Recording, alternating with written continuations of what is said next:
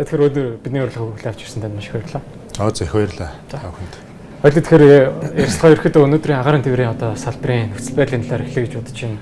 Салбарын хувьд аваад үзэхэд харьцангуй одоо ковидын хямралыг даваад нэг 2-оос 3 жил нэг харьцангуй өөдрөг бас сайн үзүүлэлтийн цаг үеийг туулж исэн бол өнөөдөр Ираны дайн гарч за яг энд бол агаарын тээврийн компаниуд бол хамгийн ихээр одоо өртөж байгаа салбаруудын нэг болж байна л да. Тэгэхээр ер нь Мят компани зүгээс өнөөгийн нөхцөл байдал хүндрэлтэй цаг үеийг хэрхэн даван туулж байна?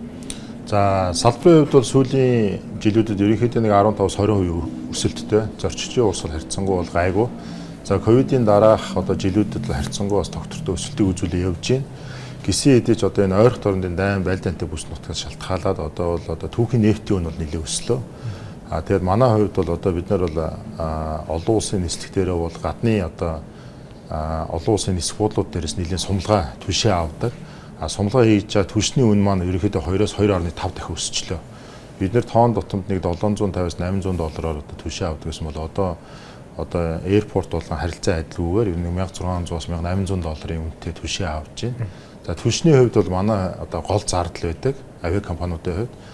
Нийт манай зардлын 30% түш маань бүрдүүлдэг болохоор бид нэр тухайн одоо зардал маань нийт зардлын одоо 45-50% төгөж ирж байна. Үүнтэй холбоотой одоо энэ жилийн хувьд бол нэлээд сорилттой жил байна. Нэлээд бас алдагдал хүлээхээр бид нар урьдчилан тооцоо гараа явж байна. Тэгэхээр ерөөдөө дэлхийд даяараа онгоцны түвшний үн огцон мөсөө зарим нислэгүүд бас үйл ажиллагаа харьцангуйтай хязгаарлах. За үүнийгээ дагаад бас тийзний үн бараг 30% өсөх эрсдэлтэй байна гэсэн тооцоо судалгаанууд бол явж байна. Тэр ерөөдөө Мят компани зүгээс одоо ойрын энэ сорилтуудаас гадна цаашлаад ер нь ямар төлөвлөгөөтэй ажиллаж байгаа вэ? За яг олон улсын авиа компаниудын хувьд бол одоо өөрийн агаарын хөлөгтэй газрууд бол тодорхой хэмжээнд энэ түвшний үнийн тогтворгүй байдлаас шалтгаалаад бол зарим нислэгүүдийг одоо цуцлах, хаах, тодорхой хугацаагаар зогсоох, эсвэл нислийн давтамжаа цөөрүүлэх гэдэг ажлууд хийгдэж байна. За манай хувьд бол бид нар бол одоо шууд зогсоох ч юм уу хаах бололцоо бол байхгүй. Тэр бид нар бол эргээд нэг одоо байгаа явж байгаа нислэгүүдийнхаа давтамжийг эргэж харж байна. Түүнтэй уялдуулаад бид нар одоо бусад орлогуудаа хэрхэн яаж нэмэгдүүлэх вэ гэдэг тал дээр бас төлөвлөгөө анхаарч ажиллаж байна. За бид нар бол бас яхаа Мят компаниг юу гэж харддаг вэ гэхээр зөвхөн зорчигчийн агаарын хөлгийн одоо нислэгийн үйл ажиллагаа гэж харддаг. Тэгэхээр манай компанийн хувьд бол одоо агаарын хөлгийн засвар үйлчлэгийн төв гэж байдаг. Тодорхой өөрийн гэсэн орлоготой. Мят компанид одоо засвар үйлчлэг хийхээс гадна бусад авиа компаниуд бид нар засвар үйлчлэг хийдэг. Тэндээс бас орлогоо олдог.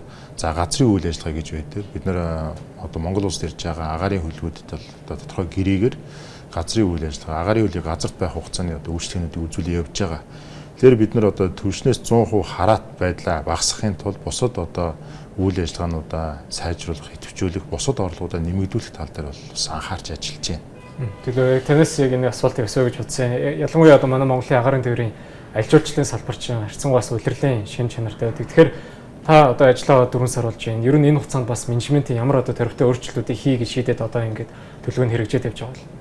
За бид хэдийн хувьд бол яг манай одоо салбар маань өөрөө улирлын шин чанартай. Ялангуяа манай улсад өөрөө улирлын шин чанартай. Зуны улирал бол нэлээд ачаалттай байдаг бол хавар намар үлийн улирал бол харьцангуй нэг урсгалан цаарчдаг. Тэгээд тэр үрээнд бид нар одоо өөрийн одоо агаарын хөлгийн ашиглалтыг сайжруулах тал дээр нэлээд төлөвлөгөө анхаарч ирлээ. Тэгээд бид нар бол өнгөрсөн 12 сард бол одоо өөрийн нэг өргөн биетийн агаарын хөлийг бол гадны одоо нэг Gulf Air гэдэг компанид бид нар нойтон дүрээсээр өгч ашиглуулж байна. Аль бол агаарын хөлгийн ашиглалтыг сайжруулах тал дээр бол бид нар нэлээд ажиллалаа. Харамсалтай нь саяны яг ойрхон дорнодын бүс нутагт өөрөө тэр улс маань байсан болохоор тухайн улсын агаарын хил бол нэлээд хаагдчихлаа. Тэгэхээр бид нар бол одоо тэр Gulf Air түрээсээс онгоц маань одоо буцаад ирсэн. Эргээд бид нар нислэгийнхаа хуваарьд оруулаад явж байна. За түүнээс гадна бид нар бол яг нэг талаар түвшний нүсээд одоо ойрхон дорнодын бүс нутагт нэлээд дайн байлдаантай байгаа ч гэсэн нөгөө талаар манай одоо агаарын хөлгөөр юм уу манай одоо энэ чиглэлүүдээр транзит урсгалууд нэлээд сайжирж байна. Тэгэхээр одоо дээгүүрөө бол одоо Оросын холбооны улсын дайн байлдаантай бүс нутаг байна. Доогуур ойрхон дорнодын бүс нутаг. Яг энэний голоор байгаа агаарын замын одоо ачаал нэлээд их байна. Түүнтэй уялдаад одоо манай Хонконг, Токио, Сеулээс одоо Франкфурт, Стамбул чиглэл эргээд Европоос одоо Аз руу чиглэлээр манайхаар дамжин одоо нисэх урсгал маань нэлээд сайжирж байна. Тэгэхээр бид нар бол одоо 6 дугаар эрхийн гэж ярьдаг одоо транзит зорчигчийн урсгалыг нэлээд сайжруулах тал дээр бол төлөвлөгөө ажиллаж байна.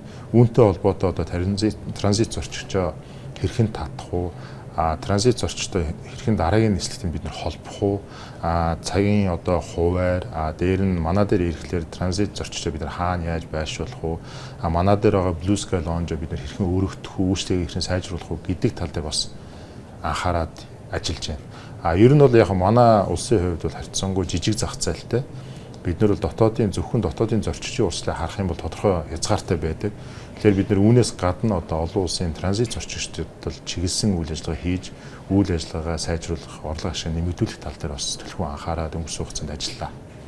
Тэгэхээр ихэд бол их усруу одоо төрөлжүүлэхийн ажил бол илгээдэг явж байгаа. Зүүнс гаднаас анхаарал татж байгаа гол сэдв гэх юм бол бас Америк руу одоо шууд нислэг үйлдэхийн төлөвлөгөө энэ ажил бол явж байгаа. Тэгэхээр ерөөхдөө ойрын хугацаанд ер нь шинэ чиглэлүүдээр ямар одоо хүлээлт. За компанийн хувьд бол бид нар өнгөрсөн 2-3 жилийн хувьд бол нэлээд олон шинэ чиглэлүүд нээсэн. За энэ жилийн хувьд бол нэлээд сорилттой жил таарчлаа. Тэгэхээр бид нар бол энэ жилийн хувьд шинэ чиглэл нээх гэхээсээ илүү өнгөрсөн хугацаанд нээсэн чиглэлүүдэд бойжуулах, сайжруулах, үр ашиг нэмэгдүүлэх тал дээр анхаарж байна. За манай зарим чиглэлүүд бол тодорхой улирлын шин чанартай байгаа. Тэгэхээр бид нар энийг бол айл болох жилийн 4 улир нисдэг байдлаар бид нар бол одоо сайжруулах, бойжуулах тал дээр бол төлхөө анхаарна. Тэгэхээр энэ жил бол эх жилийг бол бид нар бол шинэ чиглэл гэхээсээ илүү одоо байгаа чиглэлүүдийг илүү үр ашигтай болох тал руу төлхөө анхаарч ажиллана гэж бодож байгаа. Тэгэхээр яг ер нь олон улсын шинжээчдийн одоо өгж байгаа байр сууриас харахад яг одоо энэ нисхийн ч гэдэг юм одоо батламжлагын салбараа чухал одоо эргэлтийн зэг дээр ирсэн гэж бас байр суурь илэрхийлж байна. Нэгсэндээ одоо энэ ойрхит орнын зөрчилдөөн дууслаа гэд одоо үлдээж байгаа хямралын хүндрэлүүд нь бол бүр мөсөн арилахгүй хугацаа орно гэж байна. Тэгэхээр үүнд одоо манай Яд компани хэр бэлтгэлтэй бол ойрын одоо 2-3 жилиг бас ямар байдлаар төсөөлж байгаа. За ер нь гол асуудал нь түнштэй холбоотой асуудал байгаа даа. Тэгэхээр бол одоо яг энэ дайм байлдааны асуудал маань амжаад гайгүй боллоо ч гэсэн нөөцийн асуудал яригдана. Тэгэхээр бид нар бол үнэхээр энэ дайм байлдаан зүгээр боллоо гайгүй боллоо гээд шууд одоо түншинд бол нэлээд буцаад хэвийн байдалтай орох, хямдрах гэж бол харахгүй байгаа. Тэгэхээр энэ жилийн хувьд бол одоо байгаад байгаа өсчөөд байгаа энэ өндөр үнэтэй түнш маань одоо он дуустал ядаж энэ зундаа бол байх болов уу гэж харж байна. Тэгэхээр бид нэр үүн зориулсан одоо үнийг тодорхой хуваар өсгөх, дээр нь зорчигчийн урсгалыг сайжруулах, одоо байгаа давтамжуудаа эргэж харах зүйл дээр бол ажиллаж байна. Ер нь бол харьцангуй юм гинтийн зүйл байлаа. Тэгэхээр бид нар яг энд л урчилж бэлтгэсэн зүйл бол яг үүндээ хараахан байгаагүй. Манай компанийн хувьд бол ер нь 50% бол бид нар дотооддоо сумлгаа хийдэг. 50% бол аль гаднаас бид нар одоо сумлгаа хийдэг байсан бол одоо бол дотоод байгаа сумлгааны тариф харьцангуй хямдхан болж эхэлж байна. Тэгэхээр бид нар дотоодоос илүү түлшээ нөөцлөх, авах, олон улсаас гаднаас авж байгаа үн тариф дээр аль болох хямд газраас түлш ихээр авах ч юм уу бэлдэх эднэр гэсэн нэг тийм одоо илүү макро менежментийн ажлууд хийгдэж саархар болчихж байна. Тэгэхээр салбарын хувьд одоо хаврын үйлрэл дуусаад 100 нэлээдгүй бизнес сэргийх аялал жуулчлал нэмэгдэх хүлээлттэй. За үүнээс гаднаас COP17-гийн томоохон одоо чуулга улсад Монголд одоо зохион байгуулагдаж байна. Энэ дээр ер нь та бүхэн бас ямар одоо хүлээлттэй ажиллаж байгаа вэ? За манай компанийн хувьд бол яг бас нөгөө түрүү хэлсэн улирлын шин чанартай. Тэгээ бид нар бол 6, 7, 8 сар бол нэлээд ачаалттай байдаг. COP17 зохион байгуулалттай холбоотой бол яг ачаалттай үе дээр бол нэмэгдэж нэлээд ачаал бид нар орж ирэхээр харж байгаа. Тэгэхээр тэрэндээ бэлтгэл ажлуудыг бол одоо бид нар тодорхой ажлын хэсгүүд гаргаад ажиллаад дээр нь COP17-гийн хүрээнд хийгдэж байгаа одоо ажлын хэсгүүдтэй бол нэгт уялдаад хамтраад ажиллаж байна. Одоо бол бид нар нийт 7-8 сарын борлуулалтыг харахад бол 40% борлуулалт маань бол ингээд тийзийн борлуулалт маань хийгдсэн явж байна. Тэгэхээр бид нар одоо нэмэлтээр ямар нислэгүүдийг гаргаж болох уу? Яг COP17-гийн хүрээнд одоо бид нар олон улсад ямар хөө нислэгүүдийг шинээр нэмэх үү? Ямар болцоонууд байна гэдгийг харж байна. Нэгт бол нислэгээс одоо тухайн нислэгийн нэмэгтэй холбоотой бид нар боловсруучны асуудал нэлээд яригддаг. Тэгэхээр COP17-гийн хувьд бол бид нар одоо нис бүрэлдэхүүн болон одоо бүхий ажилчдыг нэлээд тоогоор нэмэх, нислэгийн цагаа дагаад тэрийг бэлтгэх ажлууд хийгдэнэ. Нөгөө талд манад ирж байгаа зочдын хүрээнд бид нар түрүү хэлсэн газрын үйл ажиллагаанд бол нэлээд ачаал ирэх бах. Зөвхөн одоо Чингис олон улсын нисэх буудлаас гадна буян тухай дээр төрийн томоохон айлчлалын одоо нисэх бүрэлдэхүүн ирэх багт үүнтэй холбоотой бид нар газрын үйл ажиллагаан дээр бас нэлээд ачаалттай байхаар байгаа. Тэгэхээр үүнтэй холбоотой бид нар програм хангамж, хүн хүчээ сургах гэдэг нэлээд ажлуудыг бол одоо хийгээд эхэлсэн явж байна. Тэгэхээр хоёулаа сая гадаад эрсдлүүдээр нэлээд төлөвлөжсэн. Яг дотоодод ингээд бизнесийн орчин ч гэдэг юм уу энэ чиглэлд альж жуулчлалыг хөгжүүлэх нь бодлогын хүрээнд тулгамж байгаа зарим ямар сорилтуудтай та бүхэн тулгараад үнийг одоо бас шийдэх одоо ямар арга замыг эрэлхийлээд явж байгаа бол.